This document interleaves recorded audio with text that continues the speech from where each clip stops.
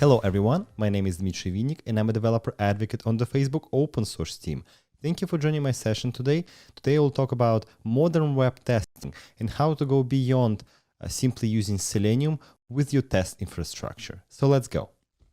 Again, thank you everybody for joining. And as I said, today we'll talk about modern web testing. And what do I do? So I give you some of my credentials. My name is Dmitry, as I said. I'm an open source developer advocate. What it means is that we're working on this Facebook open source program where we are trying to empower diverse communities through open source. Since this screenshot has been taken, we actually updated our website. So I invite you to go check it out at opensource.facebook.com, and you'll find our videos, blogs, and the projects that we are advocating for. I'm also focusing on mobile in particular, Android, iOS, and hybrid development like React Native.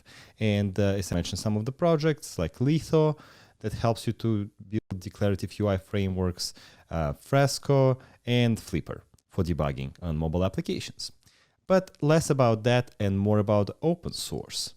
And again, I'm very much passionate about open source, hence I'm talking about testing today, testing using open source technologies. What are our goals for today's presentation? I always like to establish goals because they will help us to establish our agenda. And first and foremost, I'd like to for us to choose the right test context and know where we're working with.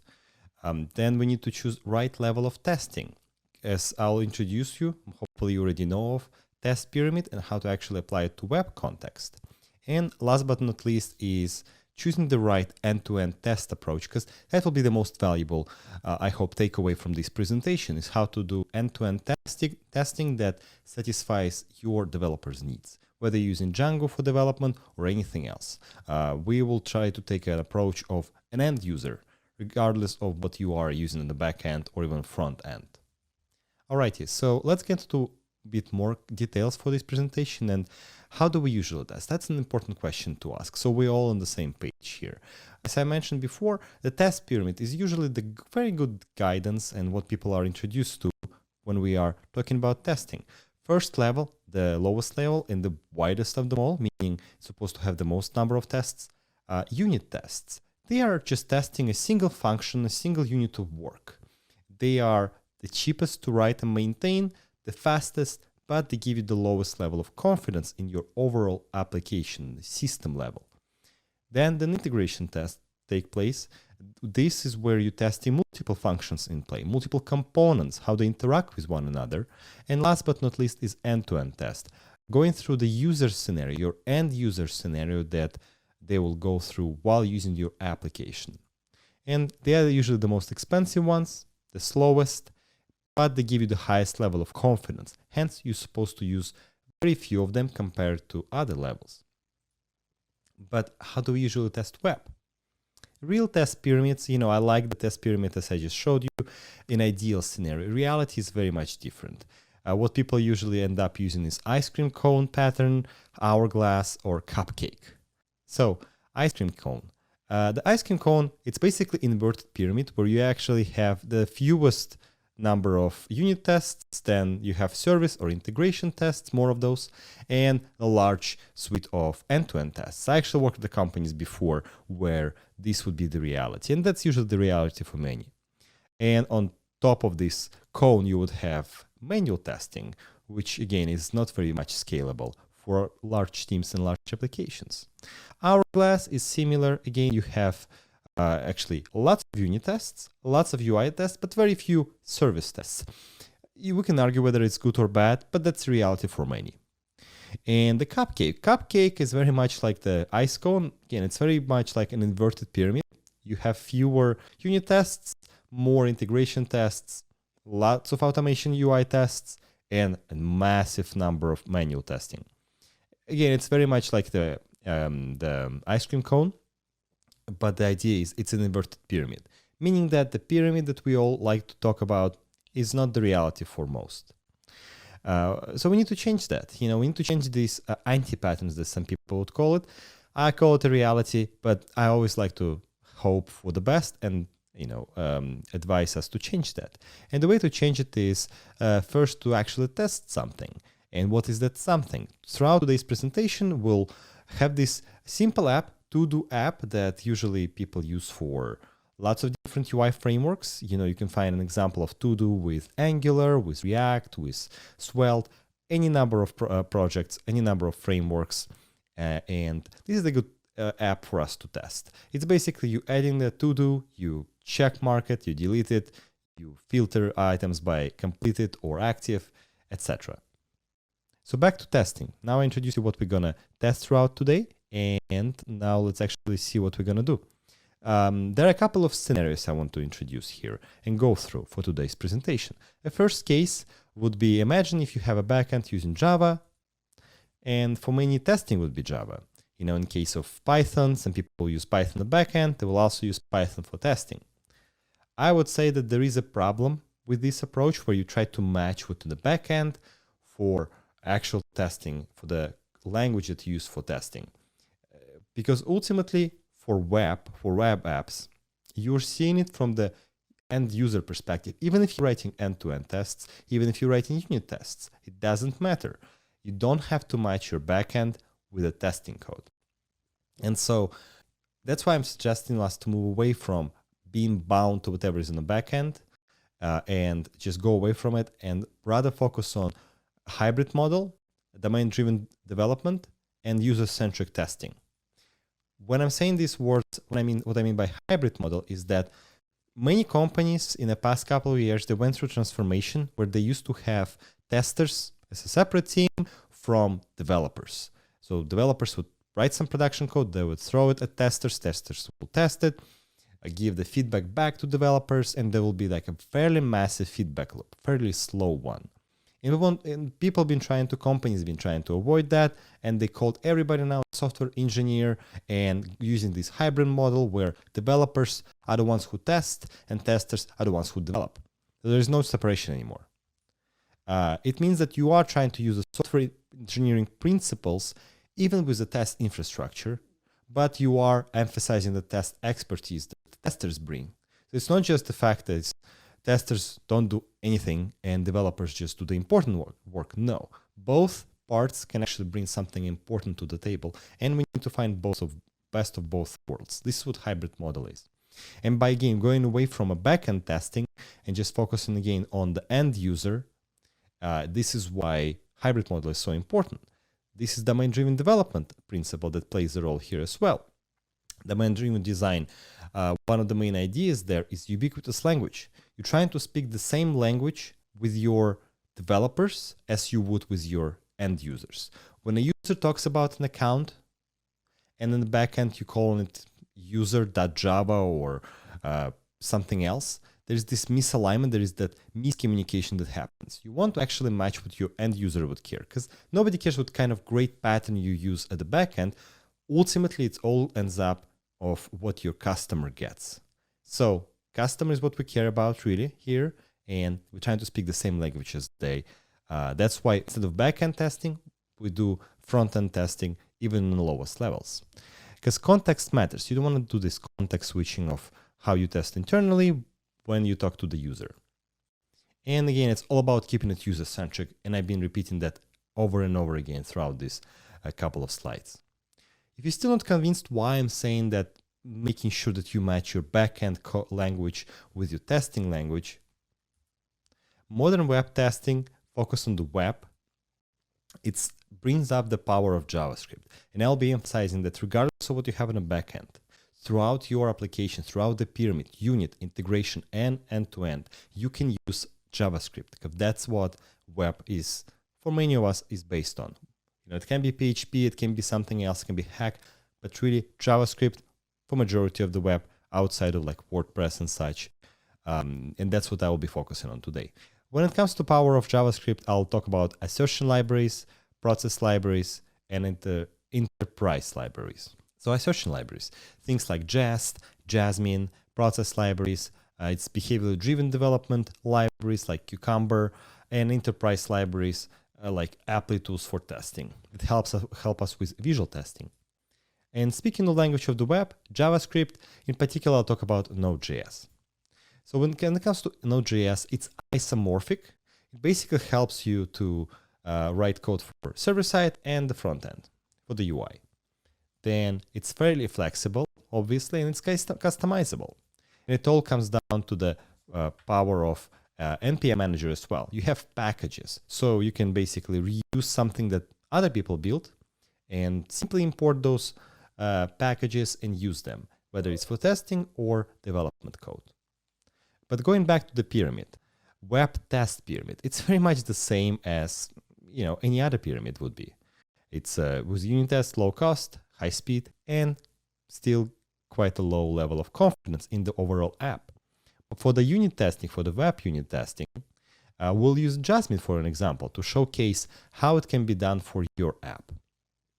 So let's say for our to-do app, we have this simple function that takes an input, it converts it to JSON, and basically returns name and state here. Name of the to-do and the state active, completed, etc. When it comes to actually writing a test with Jasmine, we first initialize the test suite, create to-do item, then we create a test case where we accept valid test data.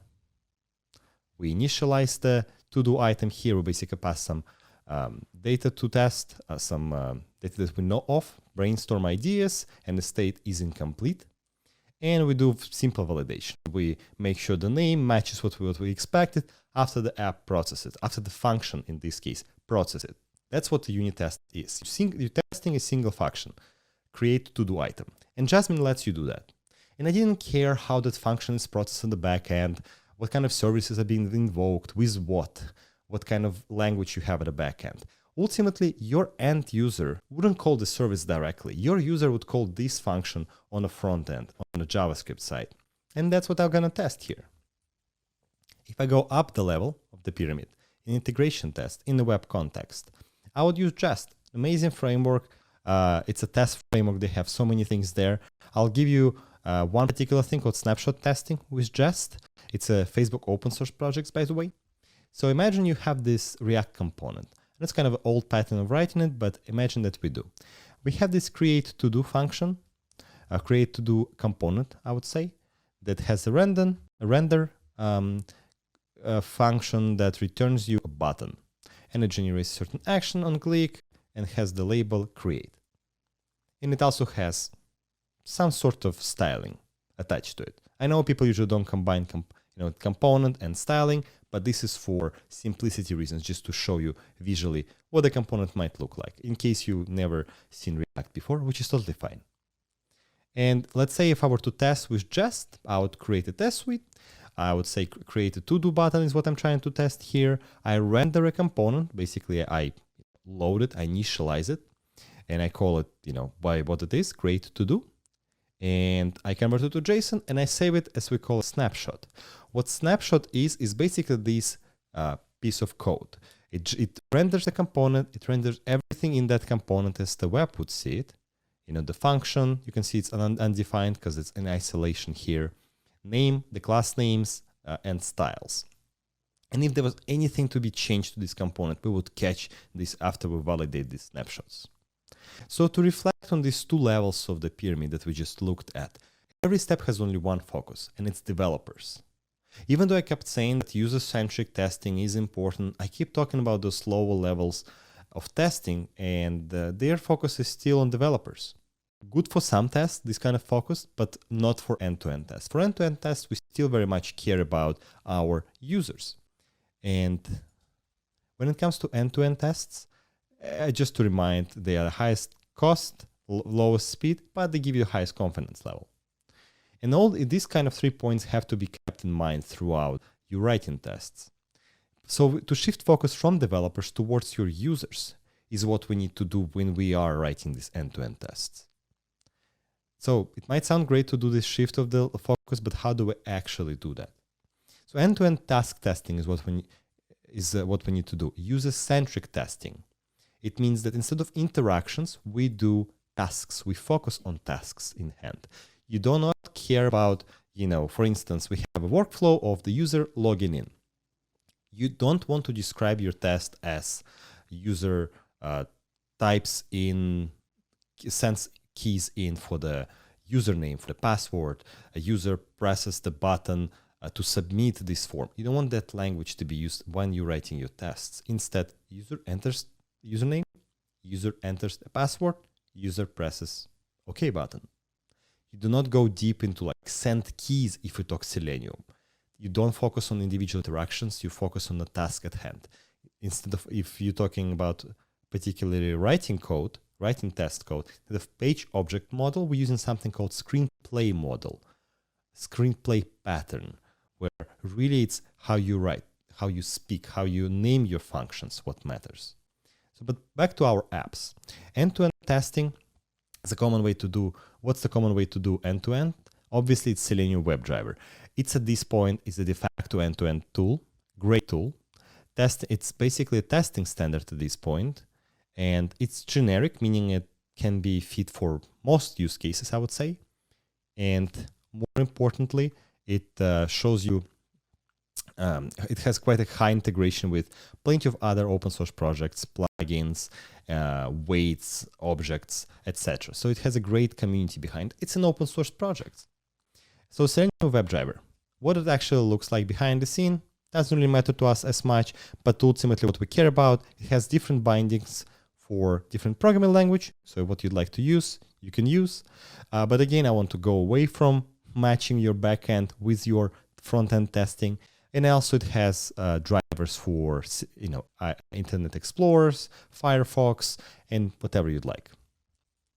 So since I've been talking about JavaScript in particular, the front-end testing for the front-end, I'd like to bring up WebDriver.js. And by the way, it is important how I capitalize JS, because WebDriver.js with two capital J and S is a different framework altogether. G in the large capital G and J and small s is the official WebDriver bindings for JavaScript.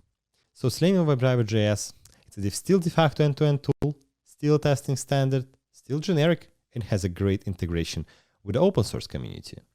And in terms of how it actually looks behind the scene, just the bindings are Node.js, exactly what we want here. And that's what I'll showcase here. So we have a suite initialized, we name create to do, we initialize the WebDriver, doesn't matter what exactly it does, just believe that it does initialize it. Then you create an actual test case, you're using the valid data to create a to do. You make sure you wait for the page to load. Then you send the name of the WebDriver of the to-do, of the new to-do, and you basically, what is in this case, you make sure it actually appears, and that's about all. You made sure that it appeared on the web, you edit a new to-do, and that's all. Nothing special there. That's how you would do it with any other WebDriver bindings, Java, C#, whatever else. Unfortunately, not just the good parts to WebDriver.js. With any end-to-end test complexities, there's always an issue of how you select, how you find your elements on the web, how you locate them, what's the test flow like, and what kind of single-page application, what framework it can work for. What about WebDriver.js though? WebDriver.js is great. I mean, selector-wise, it has everything standard ID and CSS and XPath bindings for locators. It has by-locators like by dot.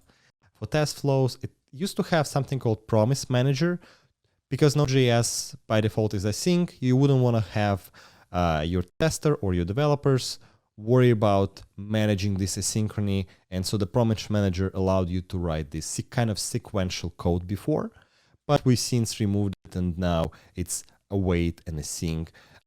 By we, I mean open source community did. And it's still very generic, so it can work with anything.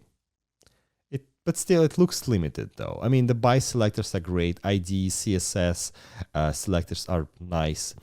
But is there anything better? And for special case number 2, let's say we have Angular as a front end. Angular is quite popular. And when it comes to Angular, if you've never seen it before, which is fine, for the way how it's written, you don't have just regular classes. You have special attributes like ng-submit, model, change, etc. Basically, it helps you quite heavily to write front end. And in terms of actually testing Angular, We still use the same pyramid for unit testing, for integration, but for end-to-end testing, we have something special. It's not just WebDriver.js. We don't have to use just WebDriver.js for that. We have Protractor. Protractor is an end-to-end test framework for Angular apps. It's created and maintained by the Angular JS folks. So Protractor is basically everything that WebDriver.js has, but then it has additional things. It has still Selenium server. It has API for Angular in particular, but also it has connection to the AngularJS app. It knows exactly when the app is loaded and ready to be tested, which is a great addition to any test infrastructure. For the Protractor, selector-wise, it has element bindings.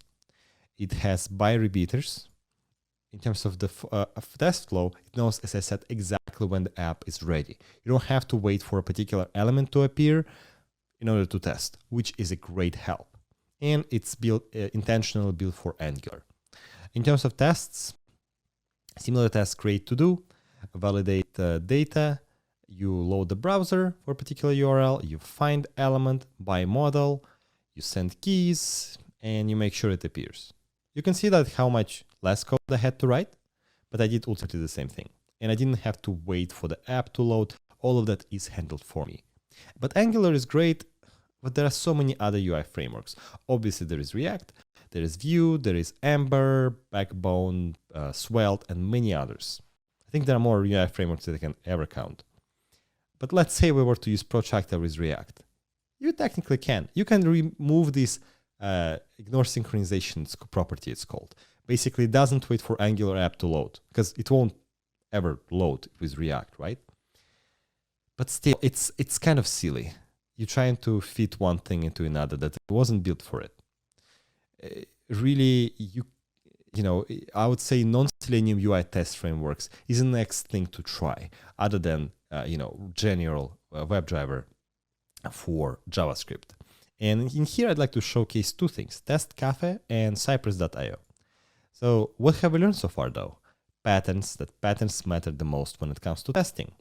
The common patterns are, how you're handling waits, how you execute in parallel your tests, rapid test development, how quickly can I get my feedback from the test as a developer, especially in hybrid development teams. And can I record, and do I have an IDE for my test automation framework?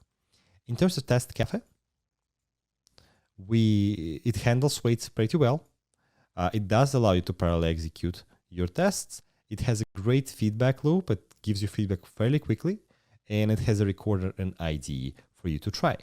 To give you an example, if you were to write code itself for Test Cafe, you create a fixture, what you're trying to test, you load the page, you can see this stream kind of API style of writing code, you initialize your test, you type a name, you click the button, you submit it, and you're done. I'm not going to dive into particular code that Test Cafe use, but really the recorder that it has is quite nice. It allows you to if you have a manual tester team at your company, you can use them to basically record a bunch of these tests and then convert them to code. It's kind of a great first step to teach them how to write automation, and it's also quite a nice way to debug your test if you wanted to. So if anything, the idea for Test Cafe is quite nice.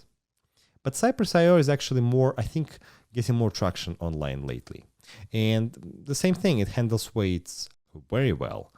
I can attest to that. It has a great parallel execution support. It gives you feedback extremely quickly, and it does allow you to record your tests. It has a special plugin for that. So if you were to write test code for Cypress, for let's say a login page, something different from the to-do, you basically create the test case for that. You specify username and password. You can even tweak cookies right here if you wanted to. You can get cookies, validate those. You can do basically anything you want. And Cypress has evolved largely from, when I first took this, made this snapshot for the code for this presentation. And the Cypress, again, it allows you to record things fairly well. You can see in the browser on the side how it's executed and how you can repeat that too. You can also pause it if you want to debug your tests, And yes, Cypress community has been growing rapidly, has lots of resources about it. So important thing to remember is to choose the right tool for the right problem. Don't try to fit a thing into a use case that doesn't work. There are so many test frameworks that I haven't even touched. WebDriver IO, Nightwatch.js, WD, Nemo, so many. Avoid tool mix-ups, if anything. Do not have different tools, test tools in your test infrastructure. It increases the complexities. When you're trying to test a complex thing with a complex test infrastructure, you're making it twice as hard, at least twice as hard. There is no ubiquitous language. There is no domain-driven design anymore. And there is no common language. So how do you choose what to use for your infrastructure? You can look at the open source projects at the GitHub pages, GitHub stars, how many NPM downloads it has, external integrations, and also give it a try and do the proof of concept first before you transition everything you have to use this framework. But more importantly, choose flexibility and your use case. Build it for your use case. In terms of flexibility, what I mean by that is look at cost of transition. Let's say today you're using Angular and you use Protractor. But what if you know that your team, your company is transitioning to React in a couple months, in a year, in two? Or maybe you haven't actually thought of that, but it will happen. So maybe investing in Protractor is not the best option. So think of that. Think about return on investment. Does it even worth switching to Cypress if you're fully on Selenium? It might. Count hours, count time you spent on maintaining those Selenium tests, and then see if it justifies you spending time learning Cypress, moving to Cypress, etc. Can you actually customize the framework you're using for use case, for your use case if it changes? And can you replace it easily? In terms of, again, thinking of your particular application, what's your team expertise? If you're all non-JavaScript developers, maybe, again, everything I said in this presentation of testing with JavaScript is nonsense for your team. It doesn't worth the trouble to then write JavaScript tests. But if you are like a full stack, as they would say sometimes, team, then it might make more sense. Think of what the application uses. Again, that's why it's important. If you're using Angular, if you're using React, it will play a major role of what test infrastructure you have. Because test infrastructure is what matters. Can you actually support? Do you care about parallel execution at all? Does your service can handle that? And I always like to end my talks with call for action. Evaluate your current test infrastructure, test architecture. Does it worth changing it? Have domain boundaries. Know exactly where you're working. Are you going all the way to end-to-end tests, integration tests, or you can simply stay at unit tests and then don't bother of my changes here. Unify your test strategy. Think about it the long run.